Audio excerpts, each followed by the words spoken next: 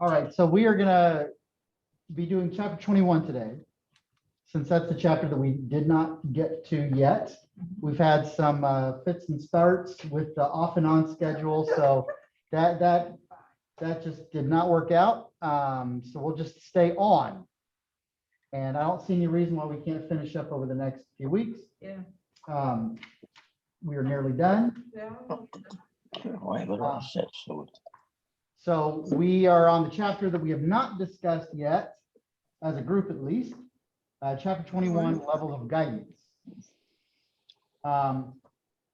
And I feel rather unqualified to speak to the first third of this chapter. It was different. It was. It's very pregnancy oriented was the first third of this chapter.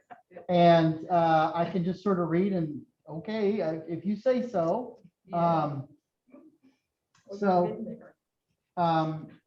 You know, there's plenty of stuff we're gonna be able to talk about, but if one of the ladies with more practical, personal experience takes the lead in these first few pages, that may help. But so this was an unusual start.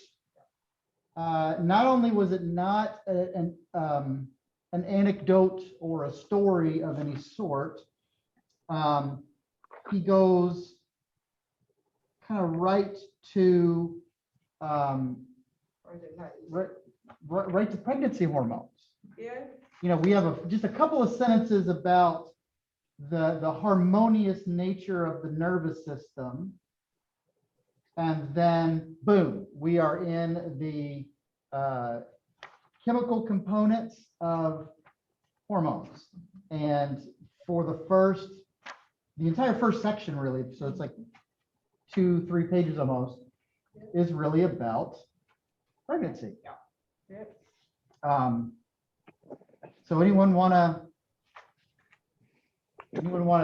sum up that first section on the hormones of pregnancy? Well, it starts out with menstrual cycle, Mm-hmm. and then goes to conception, and then the uterus wall thickens 100 times. I didn't realize it was that much. Yeah. There was less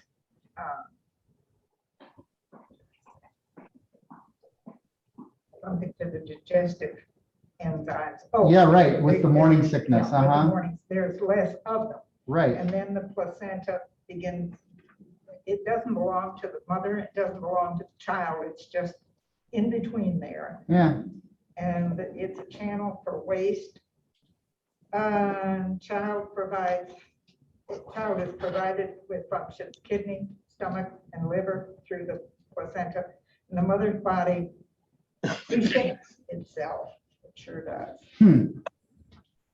well, what I got out of that first part is the action of hormones, whereas to this point in the book, we've talked about particular cells doing specific functions. Yeah. But here we have a hormone affecting multiple cells in the body. Right. A sequence of events that result from only specific cells responding to the hormones and the rest of the cells going on their way unaffected. Yeah. And yet it's a profound effect. Yeah. Nearly every major system is directly impacted. Yes. And the hormonal change is it's so sweeping, and yet it kind of requires the proper circumstances to trigger it. But once it does, it's kind of on this like the roller coaster ride begins. There's something about that, huh? I'm not much of a roller coaster person. Well, one other thought on this. Because of the kids. Every time I get in trouble, do something wrong, I blame it on my hormones. Oh dear.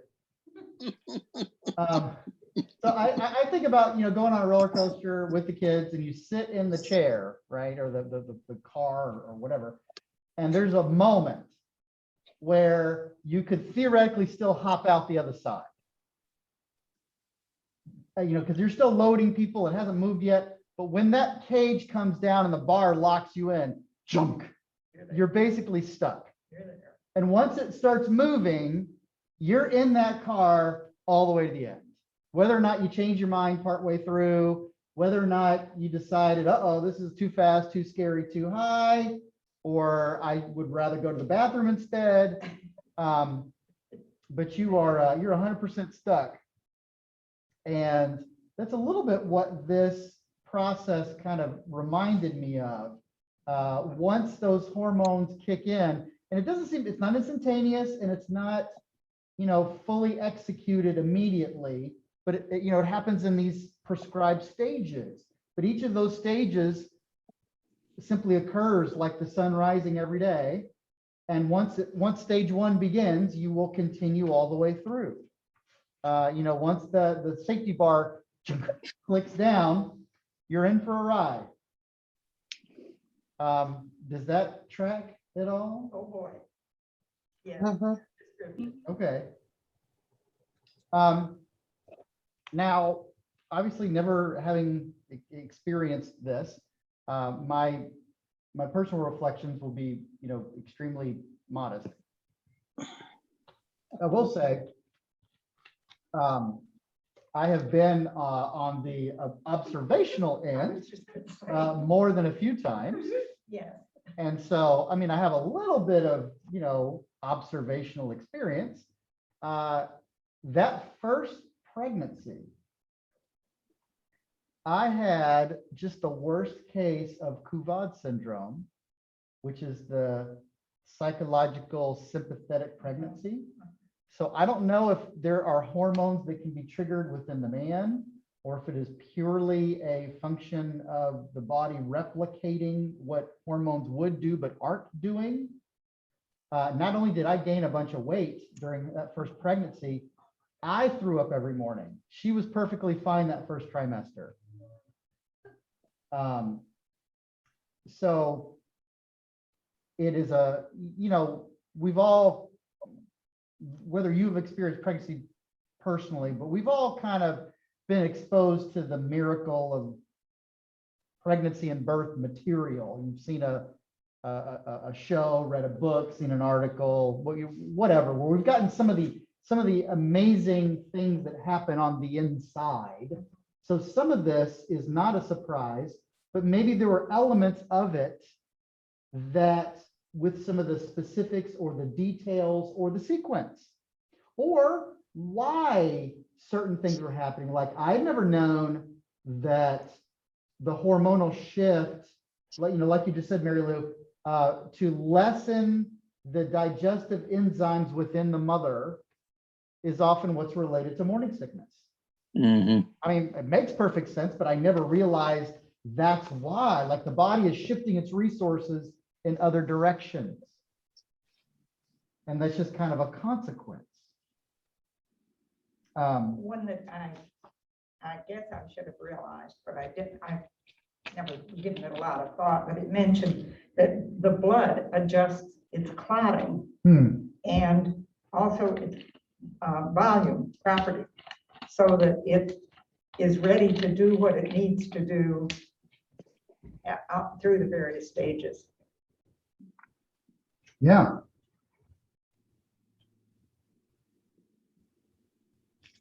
I want to relate that a little bit to a book I just recently read. It's called The German Midwife. And this woman was in a concentration camp in Germany because she was a dissident, and talked about the babies that she delivered in the concentration camp. And you can imagine the strength of the hormones that continue that pregnancy when they're being malnourished and probably beaten and certainly overworked and kept hungry and cold and all that. And yet the pregnancy continues. I just found that phenomenal. And they probably had perfectly healthy children, amazingly. Well, according to the book, they were immediately drowned. Oh, no. The midwife did what she could to help the children bond Hmm. for, you know, as much as an hour. And then as soon as the guards came in, they ripped the baby away. Right.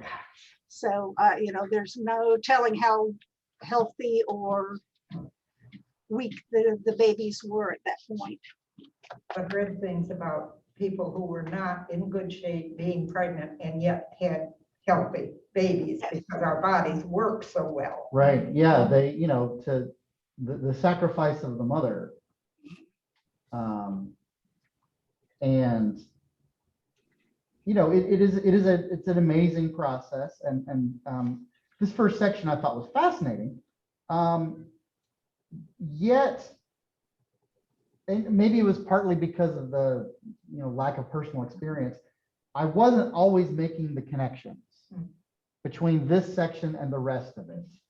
Now, maybe the thought is the sensitivity of the chemical balance within the body and how the hormones change, and this really wholesale effect happens all over the woman during pregnancy is related to the sensitivity within the larger body of Christ, where the perception of a change, even from a small place, can have a wholesale effect on the rest of the body. I'm assuming that's kind of where these connections are, but I'm up for suggestion if people were gleaning, you know, something else or something more.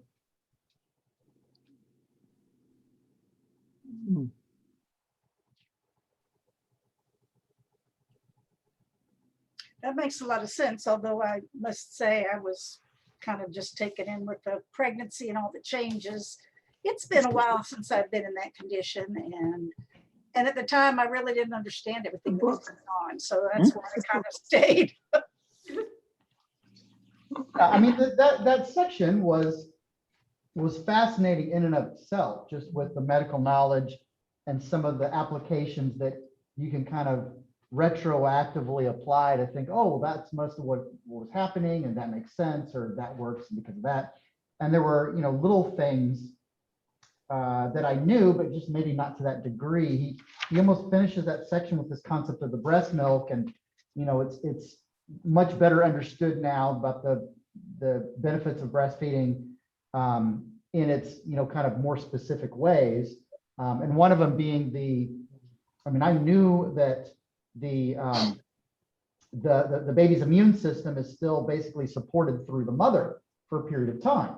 What I didn't know is that that adjusts, like during the breastfeeding process, which, you know, months, you know, probably. So the health of the child and the needs of the child actually change the chemical makeup of the breast milk. Like there's a, you know, kind of a back and forth there where it can change what's being produced based off of the changing needs of the baby. Like, that's pretty cool. I didn't know that.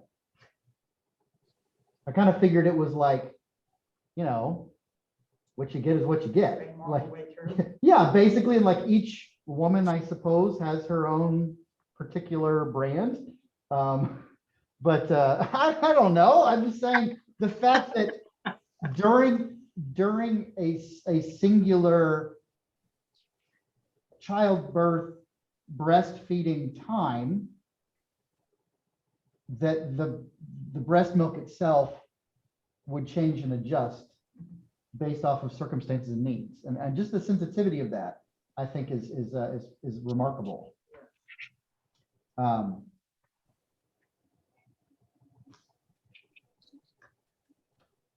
So anything else on pregnancy, stuff that struck you or you were interested in, or just good to know, insights from it? Nope.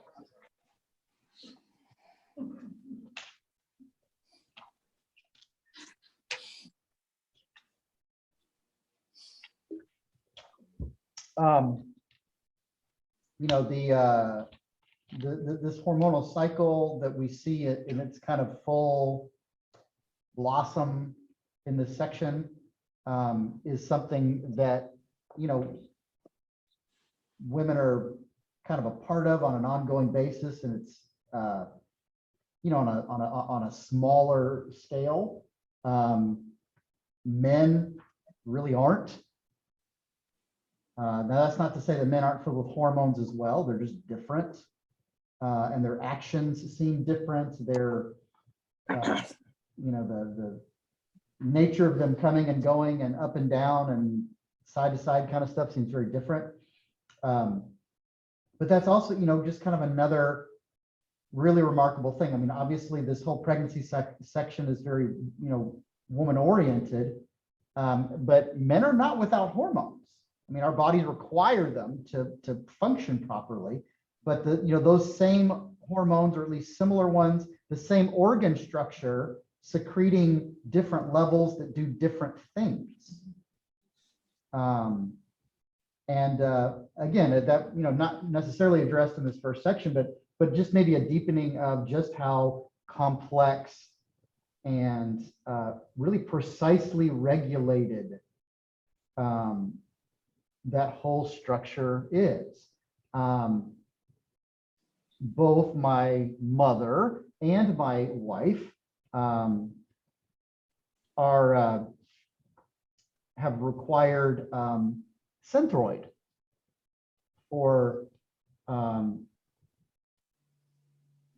to supplement their thyroids. It's a hypothyroidism, and that is a part of the hormonal system. And I was always amazed, you know, you take these pills to, you know, your body's not producing enough, or it's not, what it's producing is not effective enough. Well, I was always just sort of amazed by the pills themselves, because they're on the small side, but they're relatively, I mean, they're still pills, they're recognizably pills, right? It's the dosage. It's in micrograms. Now, a microgram is very small. There aren't many things that we pay any attention to in getting a microgram of it. Vitamins would be my first. Well, not even that for the most And part. some of those are very. You know, presumably there are some that are in the microgram dosage, but you know, by and large, we're probably still in the milligram territory, micro being even smaller. Right. So anyway, that's just to say the kind of the powerful efficacy of very small amounts. These are not thyroid hormones that we're talking about during pregnancy. Still, just how, you know, incredibly sensitive that whole chemical interaction is. As a matter of fact, you know, when they change dosages, and you know, your endocrinologist might keep you on something for several months to see the effects, and then decide you need a little more, a little less. I mean, the increments are like, it might be like 5 microgram difference. I mean, that's just crazy to me that it's so incredibly small. And this is not tales out of school. Should be perfectly fine knowing this. Lula had an enormous positive benefit from switching from the generic to the name brand Synthroid. She'd been on the generic for many, many years. But the doctor noticed a few things that said, let's try let's try actual Synthroid to see if it helps something that's happening. And it made a huge difference. And again, that's the dosage is the same. There's you know, very slightly different fillers and the very slightly different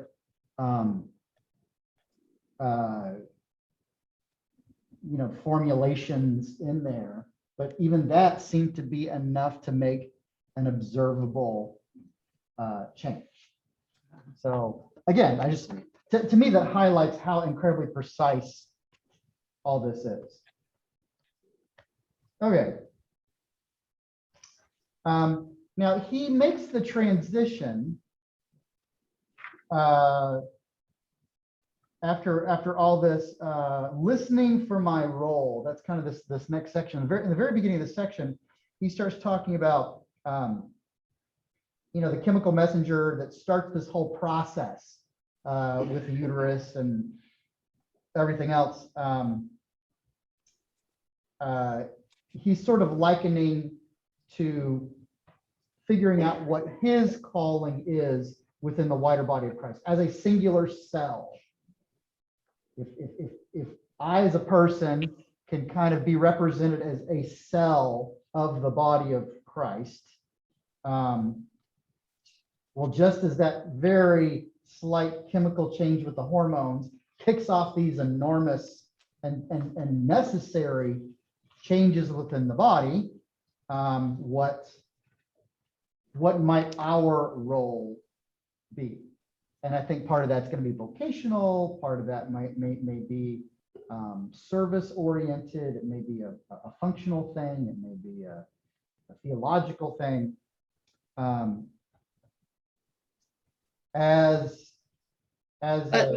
Yeah. I think it's going to be a minor part no matter what.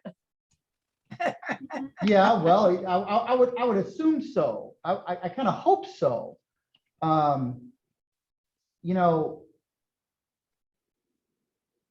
The body of Christ is really big, and it's not just a congregation, and it's not even just all the Christians alive right now, but it's deep into the past and on into eternity. And presumably any one of us ought to have very small effects, very, very real effects, necessary effects, because God knows and has put us where we are with who we are and what we do. But as far as we can tell, I would kind of assume our effects ought to be assumed to be quite humble, because if we start assuming they're not quite humble, we're probably just setting ourselves up for trouble.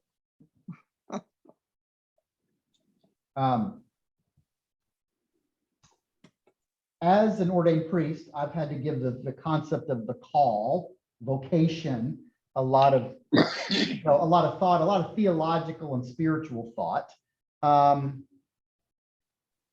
And the sort of call that he is mentioning, even the word vocation comes from Latin vocare, to call.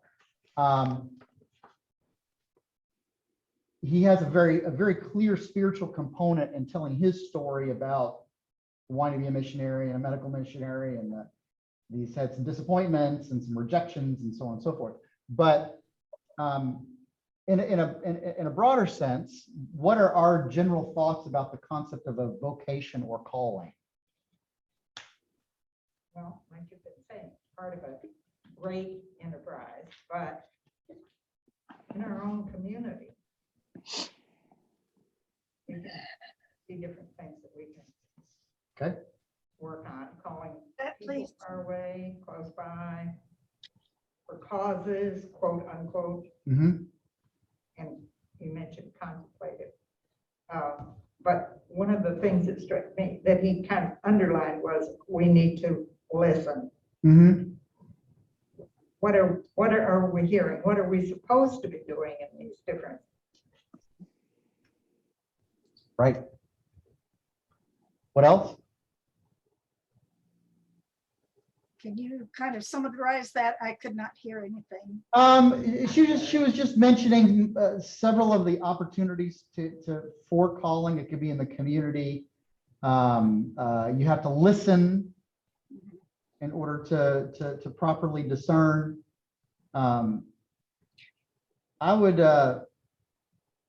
be curious about, calling or vocation can have very churchy meanings, but it can have meanings that other people just kind of apply on a general basis. Like outside of the church, if people talk about their vocation, they're typically talking about their job, their employment. But I don't see a problem with that.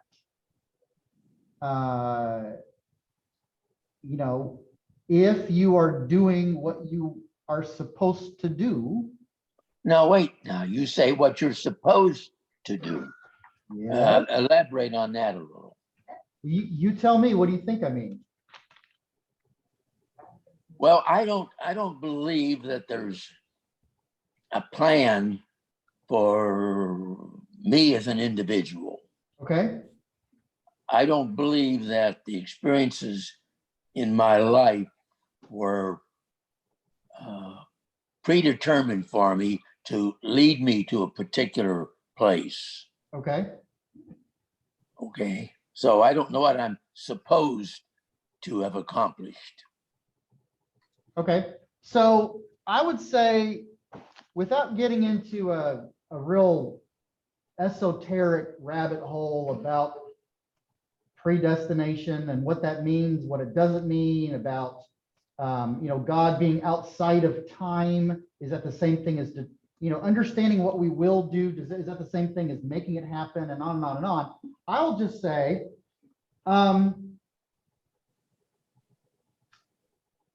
if God has built us in particular ways, because we're different temperaments, different personalities, different predilections, certain things that seem to have come from our life experiences, but certain things we just seem to be born with.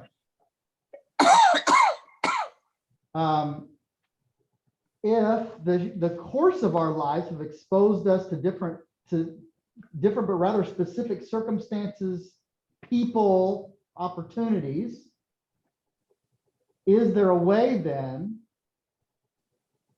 to use those abilities and opportunities in an effective and or efficient manner?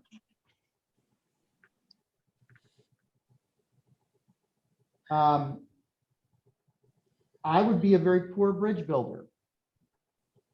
I like the concept of the engineering behind it, but beyond the first couple of steps, my eyes start to cross and I get confused. And I just kind of want to make something that sort of kind of works, but the actual discipline of following the numbers through design, and then, like on a blueprint, and I get lost. I'm probably not built to do it. And there are certain things that no matter how hard I tried or how much time I spent on it, I probably wouldn't be able to manage. I don't have a body built for ballet or professional basketball.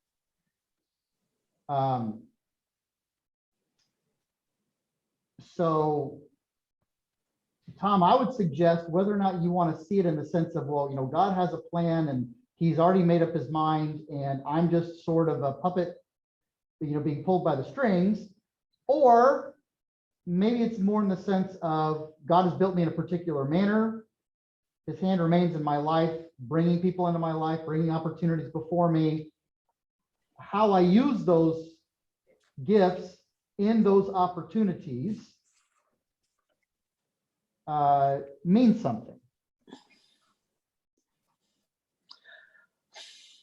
I think that a person can arrive at a situation in his or her life where he or she is comfortable and can then say, well, I guess I'm right where God wanted me to be. Yeah. Oh, I agree. Sure. I think being able to apply what we like with what we state as God's will is super easy to do. Mm-hmm. I would suggest, though, that if there is anything discernible in our lives about the will of God, the fact that it appeals to us is not necessarily wrong, or it's not necessarily an indicator that we're being selfish. I would say it's not completely reliable in the sense of, well, I like it, it must be true. But I would say it's more like the aphorism, if you love what you do, you never work a day in your life. That's actually not true, I don't think, but there's truth in it, that there are times where what we are engaged in simply feels right. And it's not even so much a matter of I like it.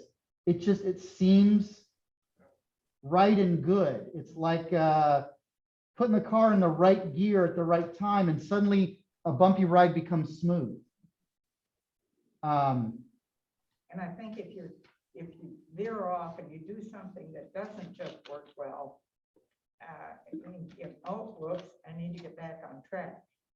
Yeah, well, in a practical sense, we tell people sometimes, we offer them advice about banging your head against the wall, right?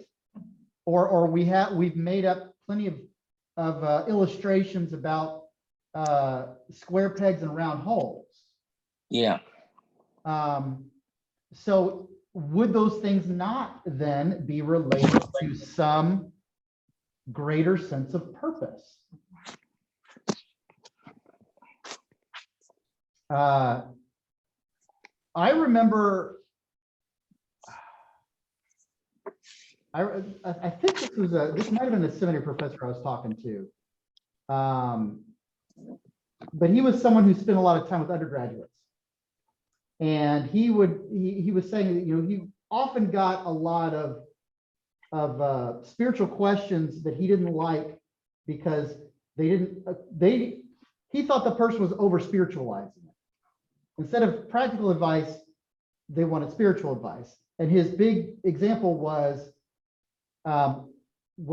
should I marry this girl? Like, is she God's one for me? And he would kind of come back to, I don't know. And I don't think God cares. And he was being kind of a smart aleck about it. His point, and he would kind of put it in a rough way, and then he would sort of back off and explain it, was basically, I don't think God cares who you marry, but once you are married, that's who you should be married to. And the implications were about, fidelity and monogamy and that sort of thing. Like, you may have options, you may have possibilities, but once you commit, you commit for good. And that was, that was his way of sort of steering things back from what he thought were overly spiritualized. Now, I'm not quite in his position. I think it is quite possible that God brings people together in various relationships, whether marital or not, that there is intention and purpose. Do we have to fulfill it? Is it an obligation? Are we fated? Is there no way out of it? And to all that, I would say no, but we're getting back into the mystery of how our free will works within the will of God, and that gets real super confusing. I would say, though, more something along the lines of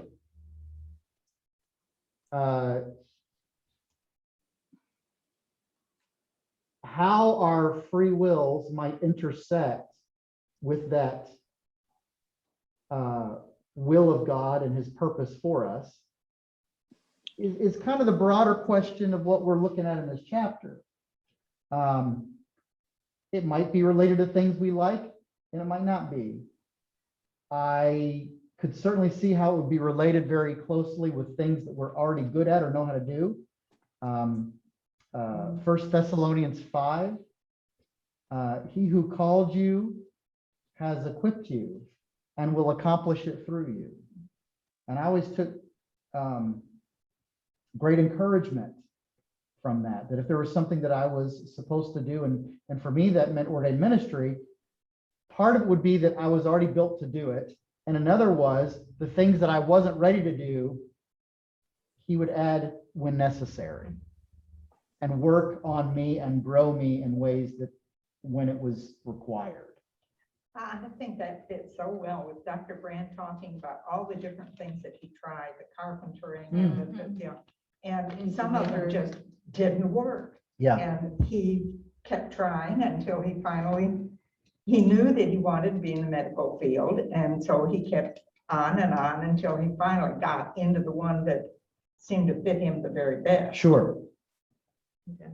Well, I would like to think, and I think this is true, that vocation and calling is not just a church-oriented ministry through ordination kind of fashion, but people called to honor God and serve others in a variety of directions and employments. To say that someone feels called to teach, I have zero problem with saying, yeah, that sounds like a calling to me. Called to work in the medical field. I've been built in a certain way with certain gifts and abilities. And this is how not only they are best expressed, not just how they can do the most good, it seems right, like I am fulfilling a purpose. One of my very favorite quotes about the nature of worship comes from the movie Chariots of Fire. The sprinter Eric Liddell, and he is going to be a missionary. He's been training to be a missionary, and it's deeply important to him, but he is also training to run in the Olympics and represent England in the upcoming Olympics. Chariots of Fire, it's been a long time. It's the story of basically the two sprinters, and he's one of them. He's the one who his event gets rescheduled to be on the Sabbath, and he feels this deep turmoil about running it or not, and he finally decides he can't. So he switches to a completely different event that he is not trained for, and he wins. But anyway, his quote is talking to his sister. And he said, Jenny, God made me for China, but he also made me fast. And I feel his pleasure when I run. Yep. And that quote just means the world to me. And we can be built for more than one thing. And I think we are, because whatever your job was or is or might be, it's never just one thing. We're always in a bunch of concentric overlapping circles, doing a whole bunch of stuff at once.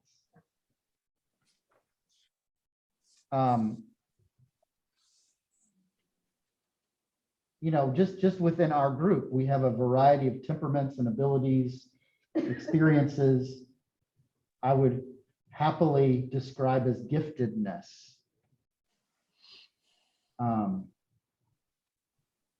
And those things can fit maybe in lots of different ways, but in ways that honor the one who gave them to us.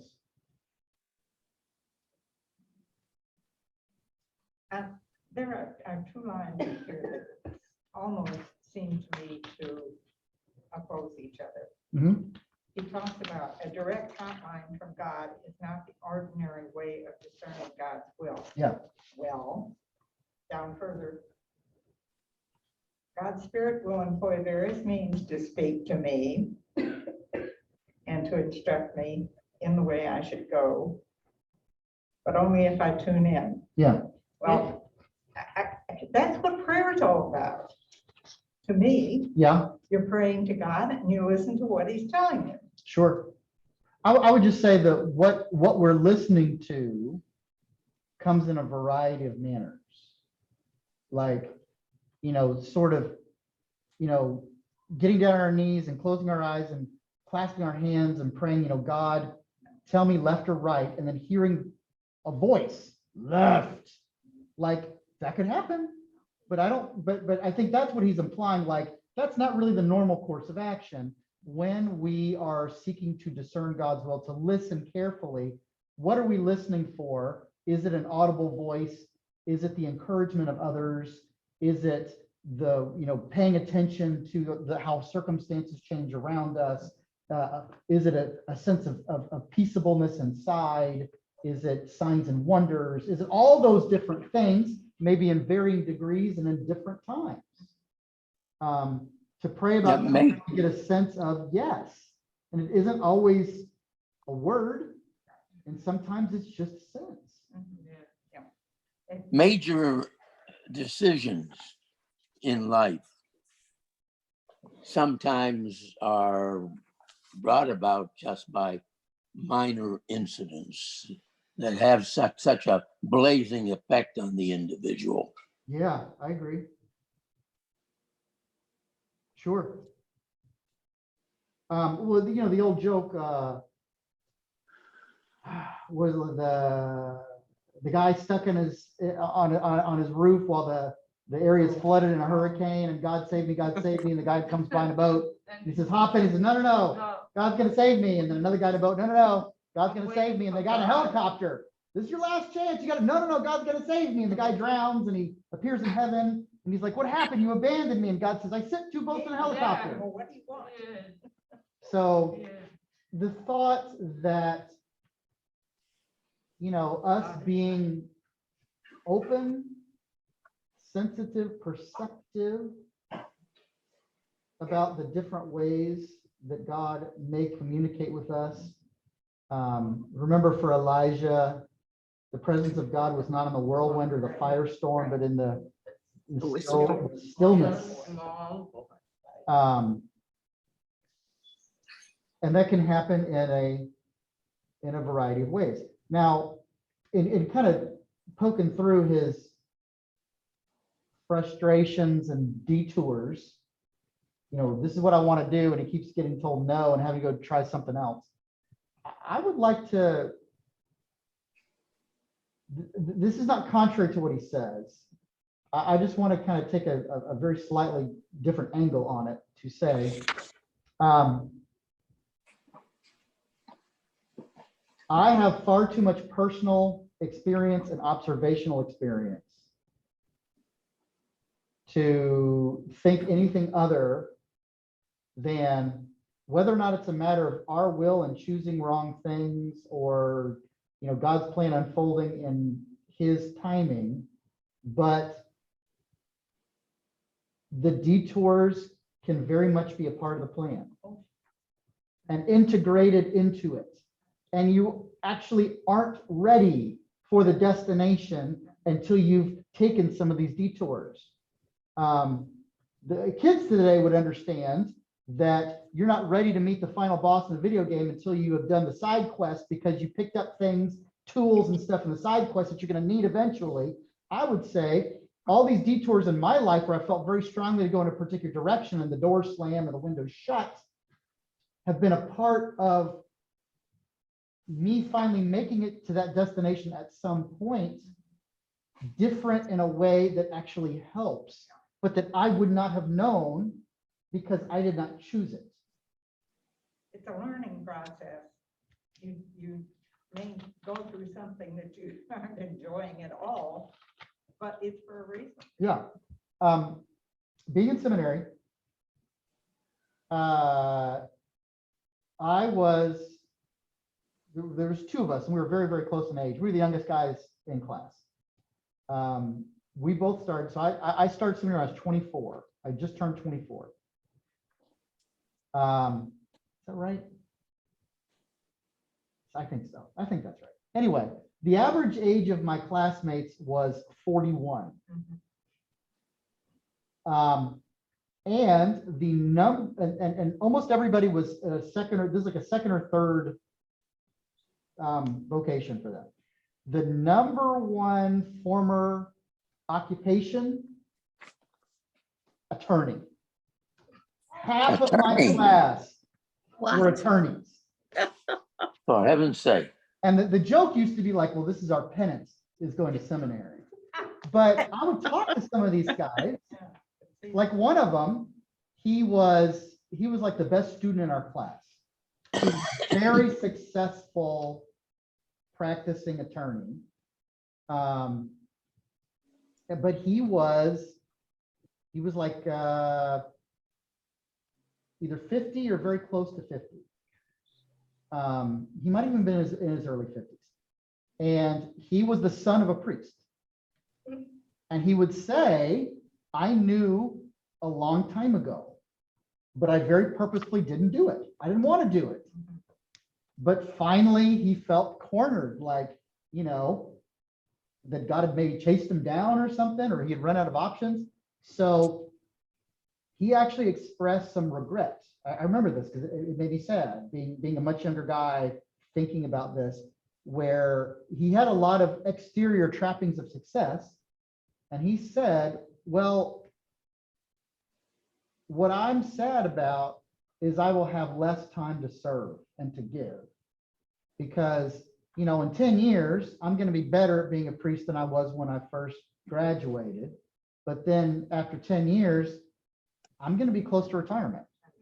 Yeah. And the funny thing is he still hasn't retired.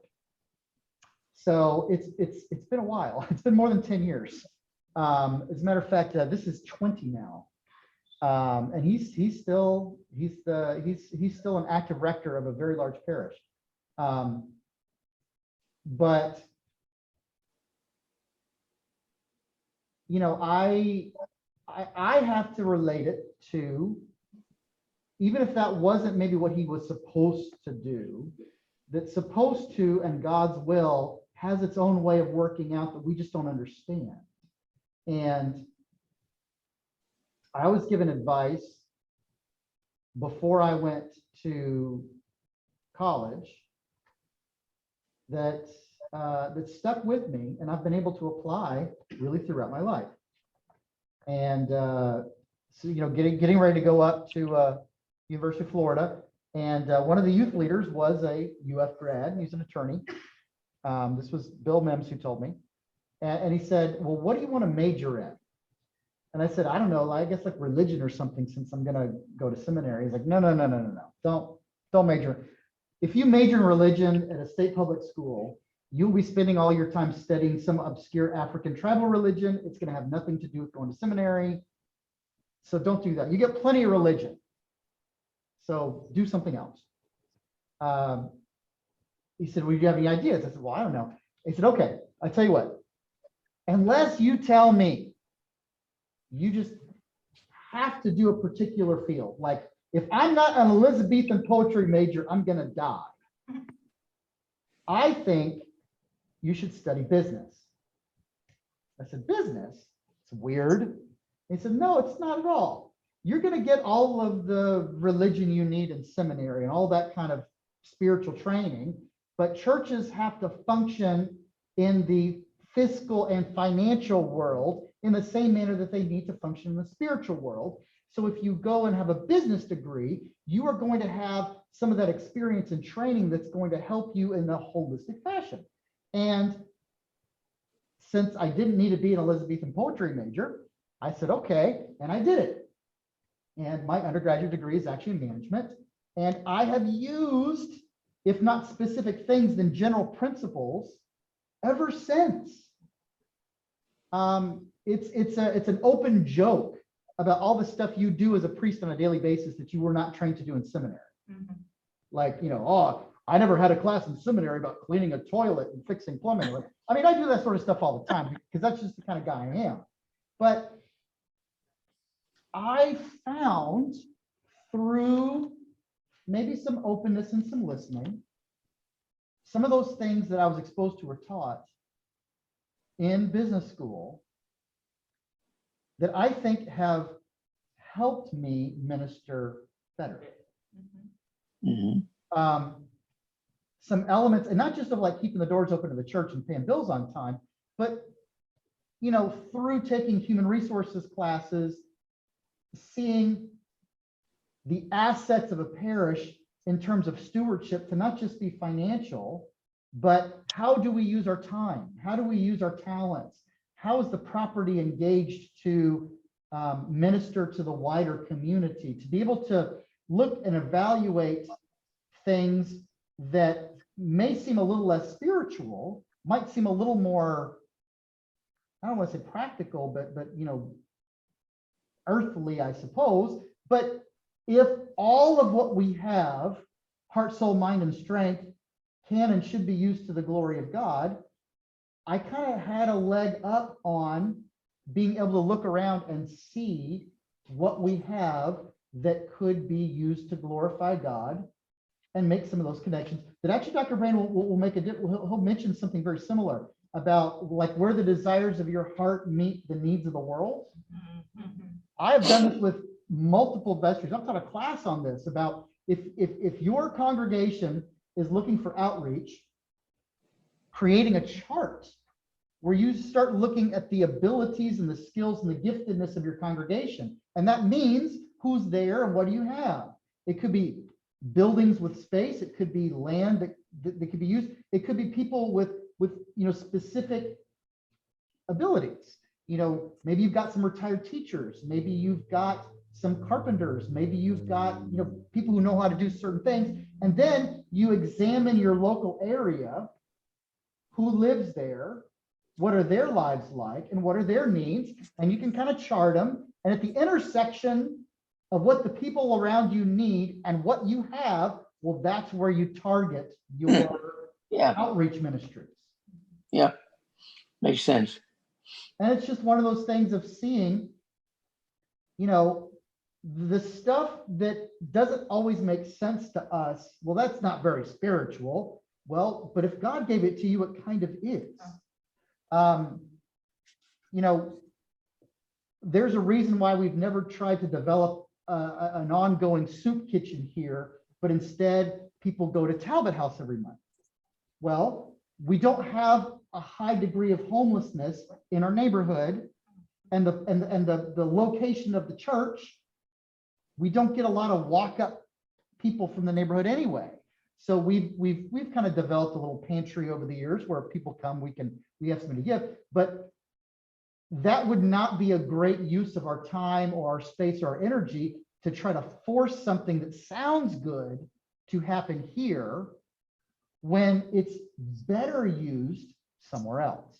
That's more downtown church kind of. It really is, where there's a population with a need right there, and there's an ability to be there. But it's a church, and we want to help, and we want to help the people who are in the greatest need, and we can have a soup kitchen, and wouldn't that be something? Well, yeah, but it would be kind of a disaster. Yeah. It would be a waste.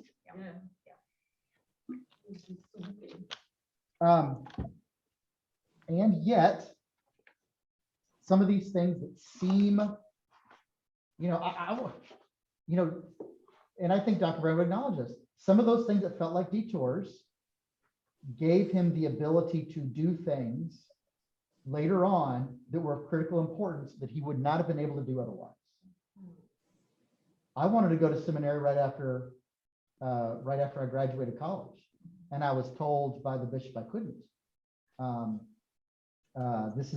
It's a sad, mean-spirited story, and the psychiatrist at the time begged the bishop, don't send him out of college. Why? Well, he needs life experience. We haven't sent someone out of college in 30 years. Well, what kind of life experience do I need? Well, I don't know, but at least take a year off. Oh, so what I was missing was so critical that I shouldn't go without it, but it was so easy to accomplish. It could be done in 12 months without any particular guidance. And it was kind of mind-blowing to me, other than the sense of, they didn't know what to do with me. They hadn't had anyone go through the process in so long who was my age. And I didn't fit any of the normal parameters. Well, I was very frustrated by that. I was upset, I was sad, I was angry, blah, blah, blah. Well, so I stuck around Gainesville and wound up getting married. My life takes a radical change because of a direction that I didn't want. And a change that I never would want anything otherwise. How did you spend that year? Pardon? How did you spend that year? Dating my soon-to-be wife. No, I mean vocation-wise. I taught, and I took EMT training. Okay. Yeah, that was the in-between time between finishing my undergraduate degree and going to seminary, because I wound up not waiting a year. I waited like 3 because we waited for Lula to finish her undergraduate degree and her master's degree, and then we went together. But that experience was far removed from your business education. Kind of. I mean, I taught social studies, and so that my degree is, I had a minor in economics and another minor in secondary education. So my schooling, you know, sort of overlapped with that, and I taught social studies, including economics. But like each of those pieces, I've carried with me, and I'm a different priest because of it. If you look at that time, Oh, yeah. my wife and my family, my business background, my medical knowledge, my ability to teach, those are all things I rely on an ongoing basis in ministry. Mm-hmm. And if I had my way straight off, maybe none of that happens. Mm-hmm. EMT. Mm-hmm. I think that most of us can have had similar experiences going in. I mean, you get the same place, but through crooked ways. Yes. Yeah. There's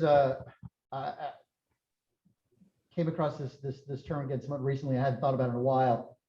It's the philosophical term that's applied in some theological discussions, Pericretic, which means like circling, kind of. It actually means dancing around. But I remember a seminary professor, and I didn't like this guy at all. He of all the things he taught, there are only a couple of things that were worth anything. But he talked about, you know, everyone thinks that he went to a chalkboard that life, you know, does this and ups and downs and, you know, whatever. And he's like, nah, it's really more like this. And he just started making these little like corkscrew spirals, kind of like a big slinky. And he said, life looks more like that. You're always kind of, you move a little bit ahead, and then you feel like you're circling back, and then you feel like you're going in one direction, and it feels like you just repeated everything all over again. And it sort of feels like you gain ground, you lose ground. And that sort of made some sense. These detours, what's the difference between a detour and a holy appointment? I'm not always sure until after the fact. Just in the, you know, same manner that we got the stories about all the ways that Dr. Ben tried to accomplish what he was hoping to, and it took forever, and he kept getting shuttled off in some other direction. How many times have you had to do something a little out of the ordinary? It started off as a frustration or disappointment, but after the fact, it turned out to be just right. Better than you could have expected, something you never would have imagined. A chance meeting that changes things, being in a place that you didn't expect to be, that you wound up there, and that causes something else to happen that's very profound. I had a friend who worked for a small paper company in Southern Ohio in the planning department. He decided he wanted to become a priest, Episcopal priest. All right. So he went to the president of this company and convinced him that he should underwrite his expenses, and he did.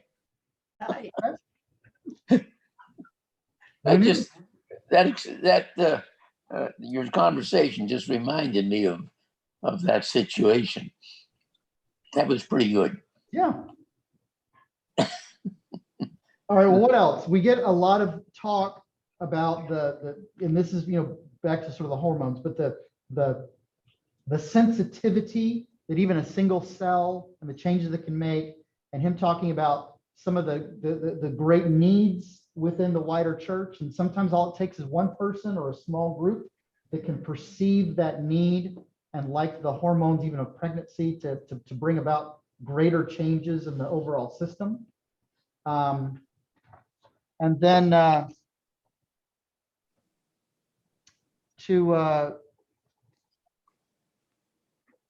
to kind of finish out with the story of his grandmother,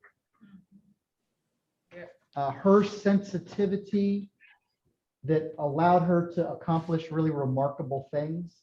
She kind of seemed different.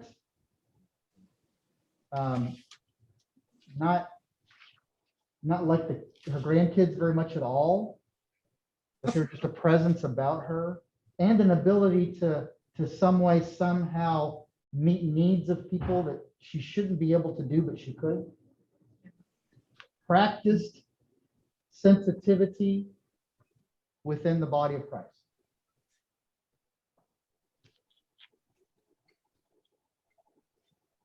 So what else?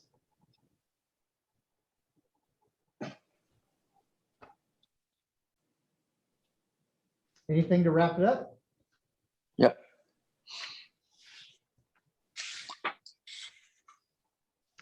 All right, well then we will we'll close it off and we will hit chapter 23 next Wednesday.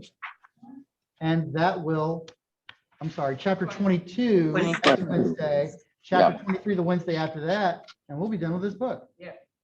Right. Okay. All right. All right. Well, Thank thanks you. everybody. Bye, everybody. Have a great day. Bye.